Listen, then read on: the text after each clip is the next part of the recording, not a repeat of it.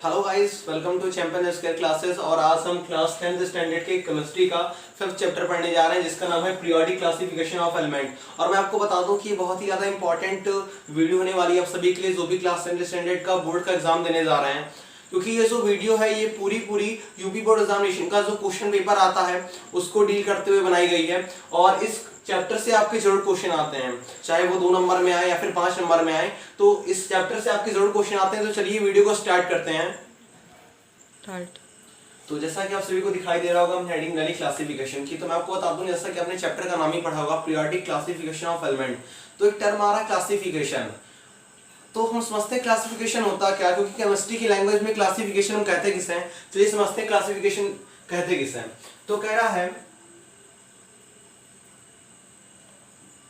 Grouping और sorting of element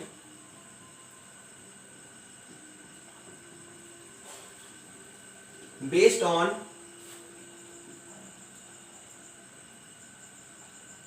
their properties and differences। ठीक है, तो ग्रुपिंग और sorting of element based on their properties and differences, ये आपकी एक एक्यूरेट डिफिनेशन हो गई क्लासिफिकेशन की। क्योंकि जनरली क्लासिफिकेशन का मतलब क्या होता है, हम किसी भी चीज को क्लासिफाई करते हैं तो 2 चीजें पर क्लासिफाई करते हैं। पहला जो हमें दिखाई देता है उसकी प्रॉपर्टीज, एंड सेकंड जो उसका डिफरेंस, कि 2 चीजों में अगर हमें क्लासिफिकेशन करनी है तो उसकी क्या प्रॉपर्टीज है, उसके क्या डिफरेंस है। तो ये तो आपका क्लासिफिकेशन हो गया। अब नेक्स्ट हेडिंग समझते हैं। तो मैंने नाम लिखा है डॉबरनिनेट्राइड। अब आप ये सोच रहे होगे डॉबरनिनेट किसका नाम है, तो आपको बता दूं ये एक साइंटिस्ट का नाम है। और ये जो मैं बात बताने जा रहा हूं, अगर आप समझोगे इसको, मैं एकदम करेक्ट बात तो नहीं बता रहा हूं, बट लगभग आप एज्यूम करोगे तो ये 1829 की बात है। ठीक है, आपको माइंड में याद रखना है। वैसे सन बहुत ज्यादा इंपॉर्टेंट तो नहीं है, लेकिन आपको तब भी याद रखना है कि 1829 की बात है।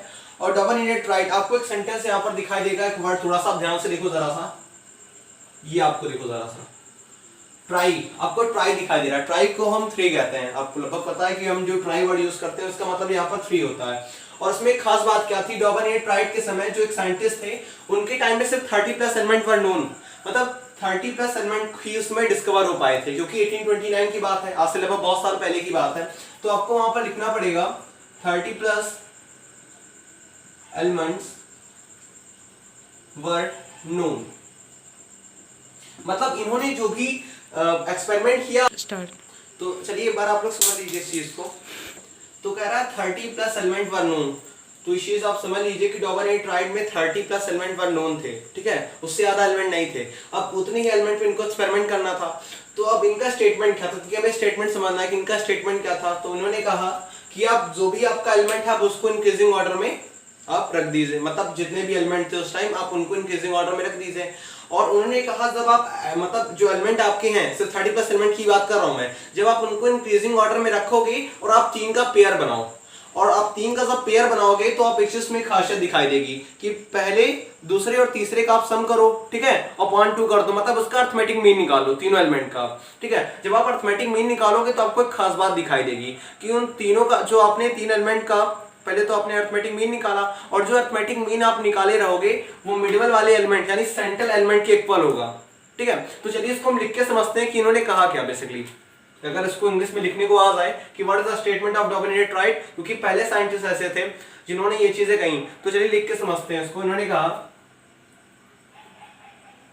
इफ एलिमेंट्स आर अरेंजिंग, ठीक है, इन्होंने कहा अगर आप एलिमेंट को अरेंज करते हो इन increasing order of their atomic मास, ठीक है, इंक्रीजिंग करना है आपको और उसके एटॉमिक मास के हिसाब से। तो देखिए यहां पर क्या लिखा है, इफ एलिमेंट आर अरेंजिंग इन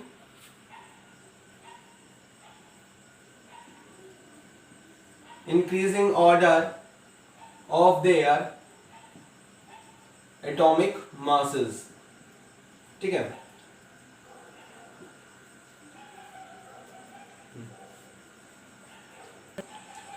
तो अब हम क्या करेंगे, पहले तुमने लिखा है element are arranging in increasing order of their atomic mass. अब नेक्स्ट स्टेप इसका है, हम इसको थ्राइस मतलब 3 एलिमेंट में इसको डिवाइड करेंगे। ठीक है, इन ग्रुप ऑफ थ्राइस। देखो थ्राइस का मतलब आप ट्राइड समझ के चलना, क्योंकि मैंने अभी आपको ऊपर ही बता दिया है, ठीक है। इन ग्रुप ऑफ थ्राइस, तो आपको क्या दिखाई देगा, तो कह रहा है देन द,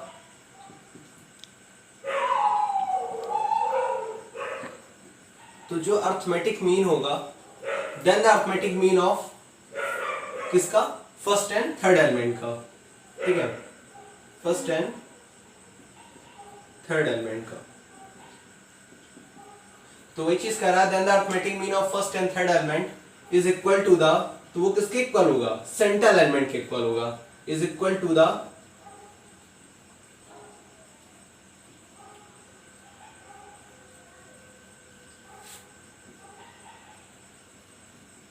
तो ये इनका स्टेटमेंट था। अब चलिए इसको क्लैरिफाई करते हैं कि क्या इनका स्टेटमेंट जो था वो फॉलो होता था या नहीं होता था, ठीक है। चलिए अब नेक्स्ट हेडिंग में इसको समझते हैं। अब जैसा कि आप सभी को स्क्रीन में दिखाई दे रहा होगा, मैंने लिखा है एग्जांपल के तौर पे tried first, tried second and tried third. अब ये सब क्या चीजें हैं भाई, देखो मैंने कहा ना कि ये आपके सारे एलिमेंट हैं, और ये एलिमेंट के जो सिंबल होते हैं ना, हम सिंबल का यहाँ पर यूज करते हैं, एलिमेंट तो नहीं लिखेंगे ना पूरा, क्योंकि आप 10th स्टैंडर्ड में पहुंच चुके हो और आपको पता होना चाहिए कि Li का मतलब लिथियम, Na का मतलब सोडियम और K का मतलब पोटेशियम, ठीक है। इसी तरीके से सबका भी होगा।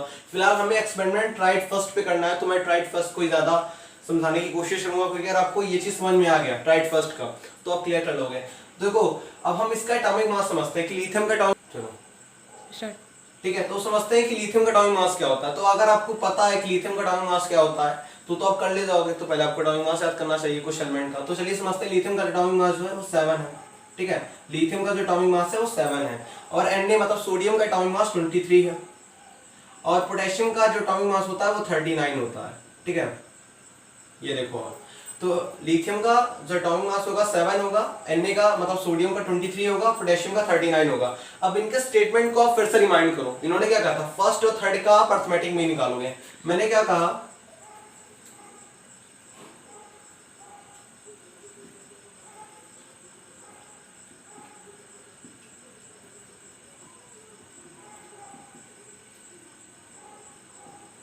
ठीक है। अब हम क्या निकालेंगे, अर्थमेटिक मीन निकालेंगे, वहीं से सारी चीजें क्लियर हो जाएंगी। ध्यान रखना, बहुत इंपॉर्टेंट टॉपिक है, जरूर आता है एग्जाम में।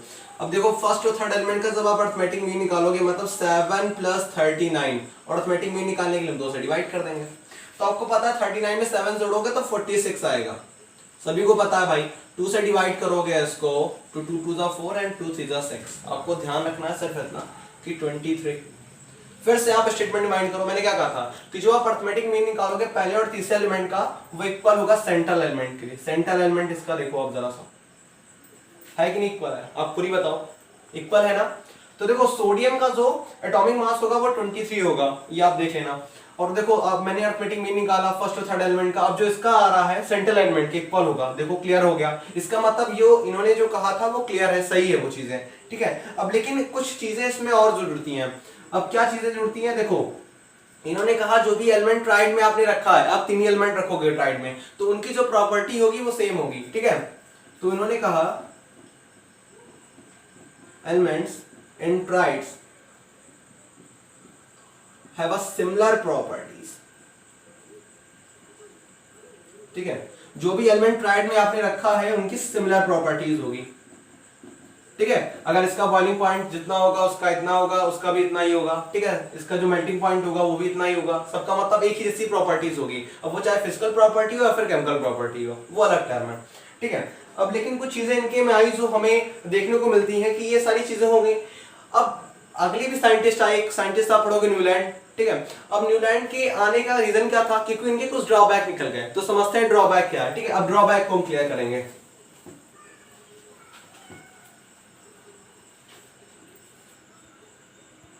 स्टार्ट।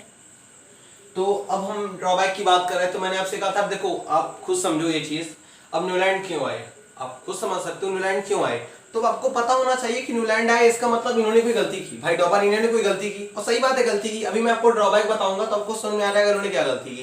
इन्होंने थोड़ी सी गलती कर दी, और थोड़ी सी गलती क्यों की, क्योंकि आपको पता 1829 की बात है, ठीक है। आप समझ सकते हो 1829 आज से बहुत साल पहले, और आज से बहुत साल पहले अभी आप देखते हो पीरियोडिक टेबल में 108 एलिमेंट है, बट तब क्या थे 30+ एलिमेंट थे। तो आप खुद सोचो जब उतने कम एलिमेंट थे आज तो चीजें डिस्कवर हो गया, लैब वगैरह हो गया, पहले तो उतना कुछ था नहीं, तो उनको उतने पे एक्सपेरिमेंट करना था। बट इन्होंने क्या किया, उतने पे एक्सपेरिमेंट तो किया बट इन्होंने कुछ चीजें गलत बता दी। क्या गलत है, आप देखो स्क्रीन पे, मैं खुद लिखने जा रहा हूँ, आप समझो जरा सा कि इन्होंने क्या बताया। अब इनके ड्रॉबैक में जो सबसे इंपॉर्टेंट टर्म ये है कि जो मैंने आपको अभी ट्राइड बताया था ना, tried first, tried second, tried third, आप उसकी स्क्रीनशॉट ले लो, बस वही ट्राइड उतने हैं। ठीक है, अब आपको लिखना क्या है, दिस वाज एप्लीकेबल, ठीक है, this was applicable initially 3 tried, initially 3 triads. अब इसका मतलब क्या है, अब जरा सा ध्यान दो, मैंने यहां पर क्या लिखा, this was applicable initially 3 triads. इसका मतलब क्या है, 3 ट्राइड्स का मतलब क्या है। अब आप सोचो, उस टाइम 30+ एलिमेंट थे। आप खुद ये सोचो, अगर ट्राइड बनाया जाता तो कम से कम ऐसे 10 ट्राइड बन सकते थे। ठीक है भाई, आप खुद सोचो, आपको 3 एलिमेंट, मैंने कहता हूं कि आप एक ट्राइड में 3 एलिमेंट रखोगे, दूसरे ट्राइड में 3 एलिमेंट रखोगे, ऐसे करते करते जब आप 30 को 3 से डिवाइड करोगे तो आपको 10 ट्राइड्स मिल जाएगा। लेकिन इस समय उन्होंने 3 ही ट्राइड्स बनाए, मतलब केवल उन्होंने ये कहा कि 9 ही एलिमेंट आपके उस ट्राइड में रहेंगे। तो सबसे बड़ा ड्रॉबैक यही निकल के आ गया, जब वो नियम उन्होंने बनाया, जब कोई भी वो प्रॉपर्टीज फॉलो कर रहे थे तो सबके ऊपर लगनी चाहिए थी ना, लेकिन ऐसा नहीं हुआ। केवल 9 ही एलिमेंट ऐसे थे या केवल 3 ही ट्राइड ऐसे थे जो ये चीज फॉलो करते थे। और मैं आपको बता दूं, यहीं पर आपका टॉपिक खत्म होता है, यहीं पर आपका डोमिनेंट ट्राइड क्लियर होता है। और मुझे लगता है कि आप सभी को समझ में आया होगा। मैं फिर से ये चीज रिपीट कर दे रहा हूँ, ये बहुत ज्यादा इंपॉर्टेंट टॉपिक है आप सभी के लिए। ठीक है, तो आप इस वीडियो को अच्छे से देख लीजिए, और जिनको लगता है कि हमें इस वीडियो को स्क्रीनशॉट लेके समझना चाहिए, या फिर कुछ चीजें मैंने जो आपको बताई हैं वो अगर आपको लगता है कि इंपॉर्टेंट है, वाकई इंपॉर्टेंट है, तो आप प्लीज उसको दोबारा से देख लीजिए। और अब जो मैं वीडियो अपलोड करूंगा, नेक्स्ट वीडियो जो मैं बनाऊंगा, उसका जो टॉपिक रहेगा न्यूलैंड लॉ ऑफ ऑक्टेव, क्योंकि ये तो पहले साइंटिस्ट थे, अभी भी ऐसे 2-3 साइंटिस्ट हैं जो आए हैं। अभी आपको मैं मॉडर्न पीरियोडिक टेबल पढ़ाऊंगा, ठीक है, अभी न्यूलैंड लॉ ऑफ ऑक्टेव पढ़ाऊंगा, मेंडलीफ का पीरियोडिक टेबल पढ़ाऊंगा, सभी चीजें पढ़ानी है अभी आपको। इसलिए टॉपिक फर्स्ट की जो वीडियो थी, पार्ट फर्स्ट जिसको हम कहते हैं, ये आपका क्लियर हो गया है। अगर वीडियो अच्छी लगी तो लाइक करें, सब्सक्राइब करें, ज्यादा से ज्यादा लोगों को शेयर करें और मेरे प्रयास का हिस्सा बने। Thank you very much.